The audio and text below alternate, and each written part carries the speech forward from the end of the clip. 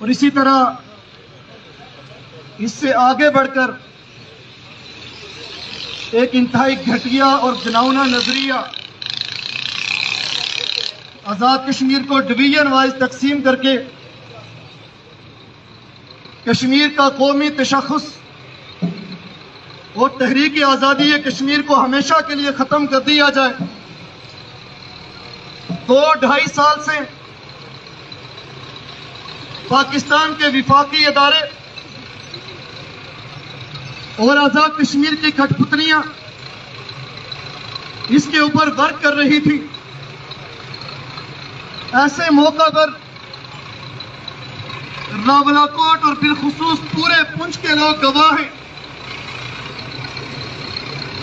کہ اپنے دوستوں کے تعاون کے ساتھ صرف 21 دن کے اندر میں نے ضلع پنچ کے اندر 50,000 سے زائد افراد سے اس چیز کے اوپر موت کی بیعت لی تھی کہ جو تقسیم کشمیر کے لیے آگے قدم بڑھائے گا، ہاتھ اٹھائے گا، اس کا ہاتھ کاٹ دیا جائے گا۔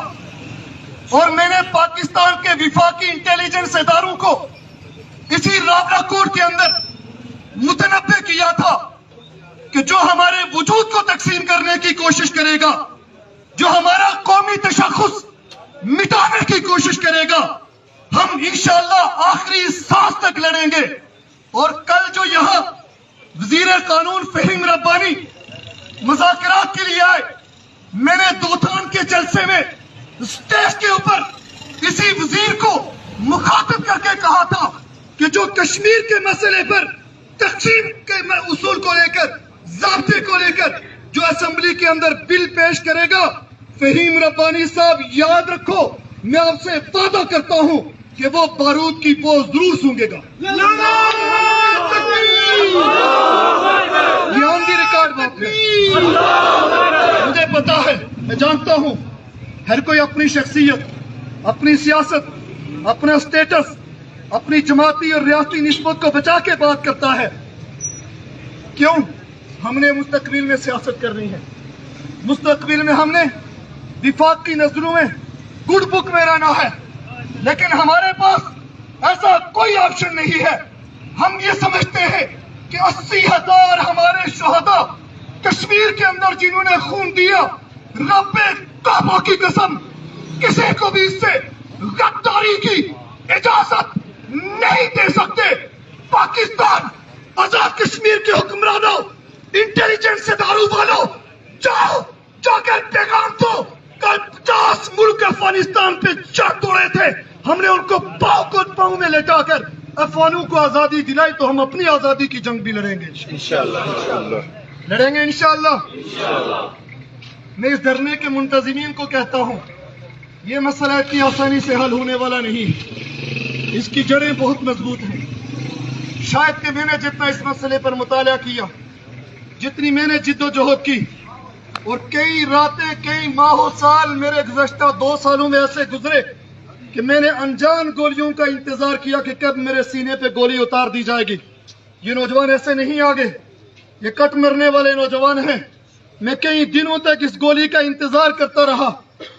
میں نے یہاں ایک نوجوان کھڑے ہیں میرے دائیں طرف، میری والدہ محترمہ کا انتقال ہوا۔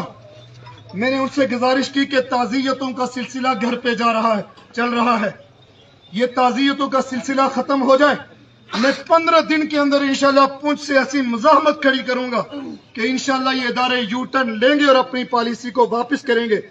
الحمدللہ اب تقسیم کشمیر کا نام لینے والا کوئی درندہ باقی نہیں ہے۔ الحمدللہ آگے چل کر میں بات عرض کروں، انہوں نے، میرے ساتھیوں نے مہنگائی کی بات کی، بلوں میں جو ہے وہ ٹیکسیز کی بات کی، اور اس طرح اور دیگر بہت ساری چیزیں ہیں۔ میں تو اس سے سمجھتا ہوں بلا شبہ مہنگائی بھی ایک ایشو ہے، ٹیکسیز کا معاملہ ہے وہ بھی ایک ایشو ہے، لیکن وہ عوام کے لیے ہے، آپ لوگوں کے لیے۔ ہمارا جو ایشو ہے وہ اس وقت پورا ہمارا قومی تشخص، ہمارا وجود داؤ پہ لگا ہوا ہے۔ ہمیں سب سے پہلے جرأت مندانہ موقف اختیار کر کے اس کے اوپر بات کرنی چاہیے یہ جو ترمیمی بل پیش ہونے جا رہا ہے اور یہ جو 15ویں ترمیم پیش ہو رہی ہے، آپ اس کا مطالعہ کیجئے. ہر کشمیری زندہ ہوگا لیکن اس کی رگوں میں خون نہیں ہوگا. کشمیری زندہ ہوگا لیکن وہ سانس دوسروں کی مرضی سے لے گا. کشمیری رزق کتنا کھائے گا، یہ آج سے 75 سال قبل وہ ڈوگرا بھی ہمارے لیے طے کرتا تھا، اور اب پاکستان کے وفاقی ادارے ہمارے لیے طے کریں گے کہ یہ کشمیر کے لوگ کتنا رزق کھائیں گے. کشمیر والوں ہمیں مل کر یہ طے کرنا ہے کہ ہمارے بڑے لڑکر ہمیں یہ خطہ آزاد کروا کے دیں گے. اب اس آزادی کا تحفظ میرے اور آپ کے ذمے ہے. اگر ہم سے آزادی چھیننے کوئی کلمہ پڑھنے والا آتا ہے، کوئی بت کی پوجا کرنے والا آتا ہے، ہمیں مزاحمت کھڑی کرنا ہوگی، پیغام کہنا ہوگا غازی ملت کے بیٹے زندہ ہے. سبز علی اور ملی خان کے بیٹے آزادی کے بعد آزادی کا تحفظ کرنا جانتے ہیں. میں دو پیغام دیتا ہوں کہ کشمیر کے بچے کے ساتھ، کشمیر کے مفادات کے ساتھ کشمیر کے مجاہدین بھی کھڑے ہیں، ہم ان سے الگ نہیں ہیں. تقسیم کشمیر کا جو یار ہے، غدار ہے، اس پار ہے، سرکار ہے. میں نے پہلے بھی کئی پلیٹ فارم پہ کہا کہ آزاد کشمیر کی جو موجودہ کابینہ حلف اٹھانے والی ہے، اور یہ بھی یاد رکھیے جب کیپٹن حسین خان شہید رحمت اللہ علیہ کے سالانہ جلسے پر جو مزار پہ ہوتا ہے، وہاں ان کابینہ کے لوگوں کی موجودگی میں محترم ایڈوکیٹ زاہد رفیق صاحب وہاں موجود تھے. میں نے اس وقت ان کابینہ کے لوگوں کو کہا تھا کہ آپ جو غداری کرنے جا رہے ہیں، آپ جو تلوے چاٹتے ہوئے کشمیر کا تشخص مٹانے جا رہے ہیں، ہم آپ کو دو ٹوک بتاتے ہیں کہ آپ لوگ ہماری واچ لسٹ پر ہیں. اور یاد رکھیے، میرے ساتھ چلنے والی قوم نعرے اور احتجاج پہ گزارا نہیں کرتی. مظاہرہ کرنے والوں ہمیں 2 دن لگے آپ تک پہنچنے میں، یہ فیصلہ کرنے میں کہ کہیں ہمارا نام صرف اس بات میں نہ آ جائے کہ یہ بھی نعرہ لگاتے ہیں، مظاہرہ کرتے ہیں، احتجاج کرتے ہیں اور پھر یہ پتری گلی سے نکل جاتے ہیں. ہم جس چیز کا عزم کرتے ہیں الحمدللہ نبھانا بھی جانتے ہیں الحمدللہ، اور یہ نبھا کر بھی دکھائیں گے انشاءاللہ. میں اہل دھرنا سے منتظمین سے کہتا ہوں، آپ کوئی مضبوط لاہے عمل طے کریں. احتجاج سے آپ کل بھی شٹر ڈاؤن کریں گے، آج بھی ہوا، گزشتہ 2 دن سے بھی ہو رہا ہے. یہ لوگ بھوک اور پیاس کا شکار ہیں. بجلی کے بلات لوگوں کی ادائیگی اور ان کی وسعت سے باہر ہیں. ہم مل کر پھر اپنی قوم کا ہی نقصان کر رہے ہیں.